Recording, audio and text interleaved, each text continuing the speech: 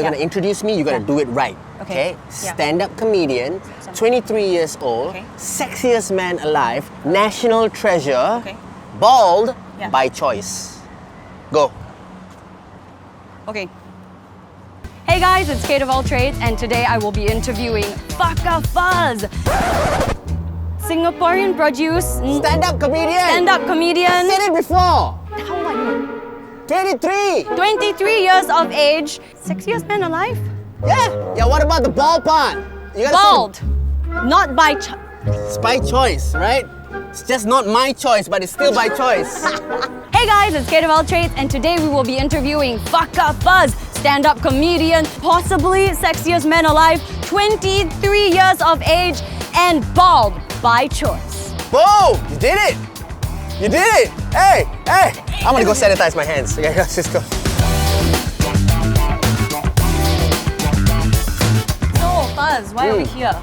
Okay, so I've been doing comedy for about 10 years, right? And let me tell you, this was the big dream, and still is the big dream every 2 years, right? The biggest crowd that I've ever performed to is a 2,000-seater, and it's right here at the Esplanade. Every 2 years, I will write a big show for me to perform right here for all my fans to come down and enjoy the vibe and just have a good laugh. But this year, of course, we had to make changes because of the situation. I have to do it on Zoom, but online. But that way you can reach more people, right? Well, you know, if you want to look at it in a more objective and a more optimistic point of view, then yes. So basically, this is it, man. This is the place, and it's still standing here. And hopefully, once this is over, this is where you guys are gonna catch some stand-up comedy live. I cannot wait, man. So I'm very curious of all the jobs out there, right? Why did you decide that you were gonna be a comedian? Well, I enjoyed the freedom to speak. I enjoyed the freedom to express, and most importantly, I enjoy entertaining people live. And also, it has a very long shelf life, and I love it. Nice. That's why we all need a job with a long shelf life. That's right. See, practical, Singaporean. Yeah. All right. In fact, let me take you to a very special place. Come. Cool.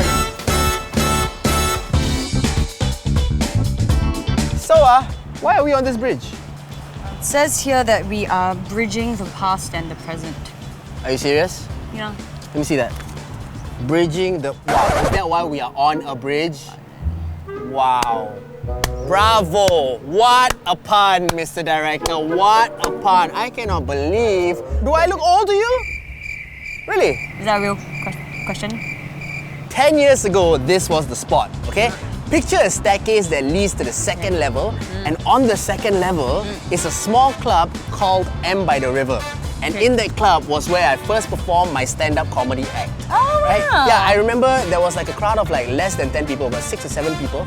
But there was this guy, right, who was telling a joke. He had a spotlight on him. He was telling this joke about like an electric toothbrush, right? And it bombed. It was the worst joke ever. Right? I remember watching him and saying, man, if this guy can do it, then I have nothing to be worried about. I have nothing to be worried about. So I went to the organizer and I said, I have 5 minutes, you know, can I go up on stage? I did not have 5 minutes. So I went up there and I just made up my entire 5 minutes. But I had a good time, okay? And fun fact, it was also my birthday. Oh, what a special day there. Yeah, it's deep within the depths of YouTube. If you can find it, you can find it. I don't know where it is now, but it's deep. It's deep within there. But this was the spot, and like, you know, and I tried it on my birthday, 19th September. Remember that?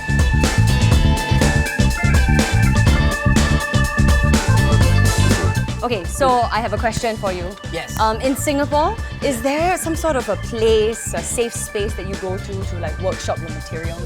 Yes, and specifically it's with a group of friends/comedians. Now these group of friends, I know that I can express myself in any way possible, and these guys will not get offended by anything I say. And there's a specific place that we go to do this. It's actually over there. It's called Blue Jazz. We perform there, and over there is where, you know, we hang out and also build the community. So it's like a comedy community. No. So No, we're not. Why do we do this? We could just move to the place and just get on with it, and you wanna... Let's go.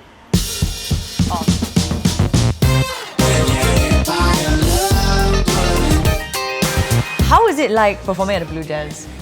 I think this is a sacred ground for me because a lot of the best nights I had performing stand-up comedy is right here on this level. You know, the intimacy that I get with the crowd here, you can fit about like 60 people here, 70 people here. It's just like the right vibe, because this is where it's at. Like, it's the heartbeat of why we do this is the intimacy that you can have in a room. You know, you have to really be here to experience it. Yeah. You know? Yeah.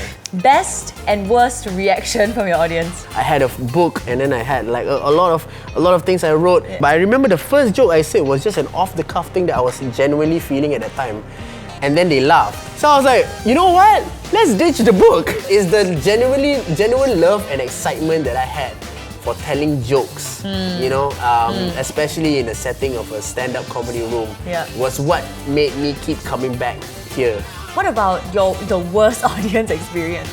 You have a corporate crowd where like the buffet is in the middle and everybody's, you know, eating and you know, and nobody really cares. They're standing around, they're there to mingle, and then you suddenly go on the mic and, hey guys, hey, have you ever noticed? Nobody cares. How do you feel your comedy style has changed with the years, you know?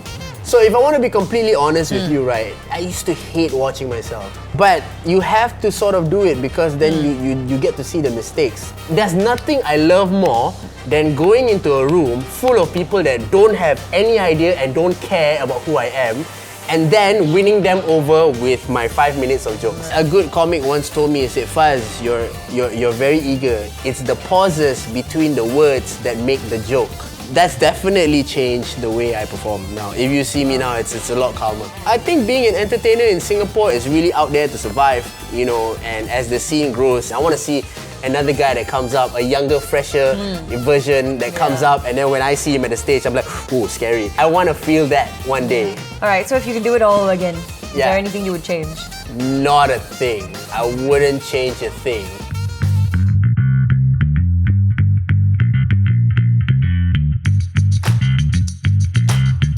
This is where you did your Netflix special. Yeah. Almost Banned. Yeah, it's pretty surreal still. How do you prepare for like a 1 hour segment? Well, it takes a very long time. I actually tested out a lot of materials in clubs. Within like a month or 2 months, I was able to put together a whole hour of material that was properly workshopped at that point of time. In fact, this was a very surreal experience. When I look back at the Netflix performance, right, I'm very fortunate that it actually happened to me because it opened up a lot of doors and at the same time also opened my perspectives to a lot of things. I have a question about, you know, your on-stage and your off-stage persona. How is it like? Is it different at all? No. I think my on-stage persona is an amplification of what my off-stage persona is. How do you like get your inspiration to like write some content?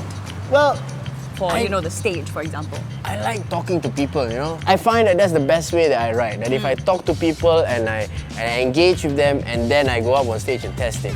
Because of COVID, right, we are probably, I mean, we're definitely unable to do that right now. How has your comedy community been feeling about all of this? We've definitely had to move online, which definitely does not have the same feel as you do if you're on stage in a club. Throughout this period, I think it's forced us to think outside of the box while remaining in the box. Because I don't get to do the live shows, I've tried to reach my audience by doing the podcast and also with a lot of videos that I get to do online. Until we start doing live shows again, that's the way that I'm going to reach you and, you know, and in the best way possible, so yeah.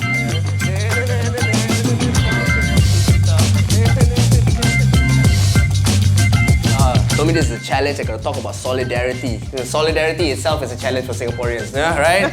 We cannot agree on anything, right? But there are times when we're together though. The times when we're together, right? You know, when our Prime Minister wants to make a speech, that's the time where we're all together. We're like, okay, extend or not extend, extend or not extend. Isn't it weird? Like COVID-19 really brings you down to like the bare essentials of living though. There's 3 bare essentials. It's food, shelter, and TikTok. These 3 things are the bare essentials for you to survive as a human race. Okay? If you don't have these 3, can't survive, right? Food to eat, right? And then shelter for you to sleep in, and at the same time, we're so focused on reacting, you know, and not responding. Like we're so mad. Oh my God, they said something. Oh, you stupid, right? Never took the time to say, why does fella say this kind of thing? Right? Why does fella say this? It's fella crazy lah. Huh? I mean, what happened to crazy people? You remember or not? Last time Singapore got a lot of crazy people. Has it ever occurred to you that these crazy fellas now can use phone? Right. You remember last time your mom said, hey, don't go down there, the crazy fella later get. Right? Right? Maybe these crazy people now don't go out, but they already switched their medium. Right? You'll never know. In either ways, find solidarity in that. In facing these people. Wow, this has been great. Thank you very much. Woo! Yeah.